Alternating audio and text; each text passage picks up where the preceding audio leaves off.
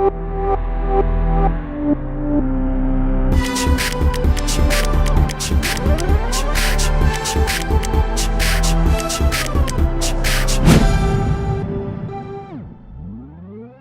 ова вечер завршуваме со Зија Соколовиќ, ги затвораме 24-тите денови на комедија.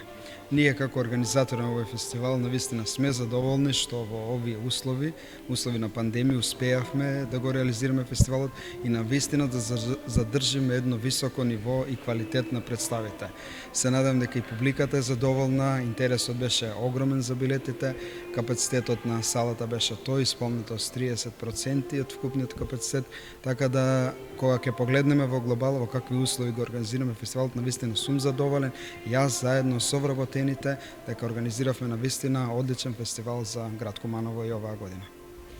Така, Кумановската представа која што требаше официјално да го затвори фестивалот нема да се одигра, кога ќе можеме накнадно дали ќе може да ја погледне публиката? Така, таа представа е стопирана во моментот, меѓутоа актерите ќе продолжат наскоро да ја работат и се надеваме дека на пролет би можело да излезе и премиера на таа представа и да ја имаме премиерата некаде во месеците март и април на представата Какао, како што и најавив. Во два наврати бевте посетени и од Министерството за култура, какви се нивните реакции, впечатоци од